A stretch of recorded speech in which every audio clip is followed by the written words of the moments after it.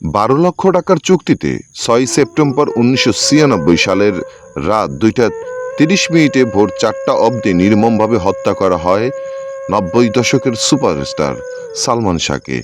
সালমান শাহের মৃত্যু সাধারণভাবে মেনে নেয়নি, তাকে হত্যা করা হয়েছিল, সেটা বিগত 14 থেকে 15 বছর যাবৎ শুনে এসেছি। আজ জানতে পারলাম এর আসল রহস্য। শাশুড়ির 12 লক্ষ টাকায় কিলারকে খুন হন সালমান শাহ।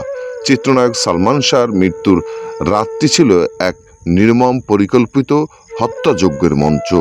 নরকীয় হত্যাকাণ্ডের সঙ্গে সে রাতে লোমহর্ষক বর্ণনা দেন সালমান শাহ হত্যা মামলার 11 নম্বর আসামি রেজভি আহমেদ ফরহাদ। চিত্রনায়ক সালমান শাহর সাবেক শাশুড়ি লতিফা হক লুসি এ হত্যার মাইন্ড মাস্টার এবং প্ল্যান মাস্টার হিসেবে দায়িত্ব পালন করেন। দীর্ঘ 29 বছর পর অভিনেতা সালমান শাহর অপমৃত্যু মামলার রূপ নিয়েছে হত্যা মামলায়। এরপরেই নতুন করে আলোচনায় দীর্ঘ 28 বছর পরে বা আগে 1997 সালের রেজবির দে একটি জবানবন্দি। ওই জবানবন্দি রেজবি সালমান শাহর হত্যার দায় স্বীকার করে, আমরা সালমান শাহকে হত্যা করেছি, হত্যার ঘটনায় আত্মহত্যা বলে সাজানো হয়েছে। এই হত্যাকাণ্ডে সামিরা ও তার পরিবার সহ অনেকেই জড়িত, হত্যাযজ্ঞে আমিও ছিলাম। 1997 সালের 164 ধারা জবানবন্দি রেজবি জানান, সালমান শাহর মৃত্যু ছিল 12 লক্ষ টাকার একটি হত্যা চুক্তি, যে চুক্তি করেছিলেন সালমান শাহর শাশুড়ি লতিফা হক লুসি। এই হত্যার চুক্তিতে আরও ছিলেন বাংলার সিনেমার খলনায়ক ডেভিড ফারুক এবং জাবেদ। রেজবির বর্ণনা অনুযায়ী 1996 সালে 5 সেপ্টেম্বর গুলশানে একটি বারে রাত 8টায় ডন, ডেভিড, ফারুক, জাবেদ ও রেজবি দেখা করেন। এই দিনে আরও সত্তার এবং সাজু নামে আরও 2জন ছেলে এসে দেখা করেন। এরপর ফারুক আসে 2 লাখ টাকা বের করে জানান সামিরার মা এই টাকা দিয়েছেন সালমান শাহকে শেষ করার জন্য।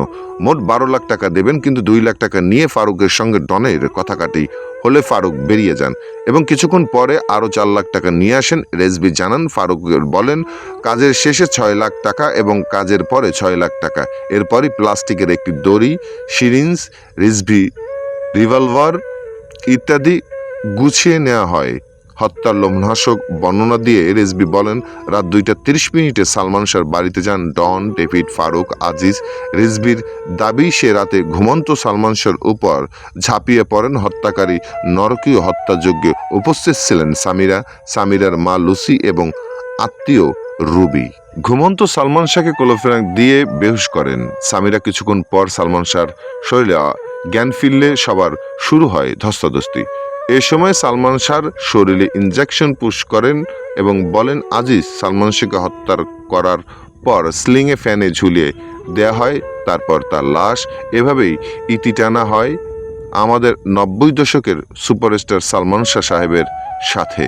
এই ঘটনায় একটি কথা না বললেই নয়, নারী নিয়ে কিছু বলার নেই। আমি যতটুকু জানি এবং বুঝি, নারী মা হয়, নারী বউ হয়, নারী প্রেমিকা হয়, নারী বোন হয়, নারী মেয়ে হয়, নারী অতুলনীয় হয়। আবার এই নারী যৌবন কর্মী হয়, এই নারী লজ্জাহীন হয়, এই নারী পতিতা হয়, এই নারী বাটপার হয়, এই নারী 100 জায়গায় দৌড়াতে দ্বিধাবোধ করে না। এই নারী কাল নাগিনী হয়, এই নারীরাই কত শত জীবন নিয়ে নেয়, এই নারীরাই কোনো কিছুতেই মন ভরে না। আসলে নারীর পেট থেকে জন্ম নেওয়া পুরুষ নারী পড়তে বা বুঝতে পারে না আসলে নারী কে, নারী কোথায় আটকায়, নারীর চাহিদা কোথায় শেষ। নারী কি শুধুই স্বার্থবাজ, নাকি স্বার্থপর, নাকি বিশ্বাসঘাতক? এভাবে কত শত মানুষের জীবন বিনষ্ট করবে এই নারীজাত। আসুন আমরা সবাই ভিডিওটি শেয়ার করে ঘটনাটা তুলে ধরি এবং সালমান শাহকে ভালোবেসে থাকলে ভিডিওটি শেয়ারের মাধ্যমে আমরা সকলের কাছে এই মরহুম চিত্রনায়ক সুপারস্টার সালমান শাহর ঘটনাটা তুলে ধরি।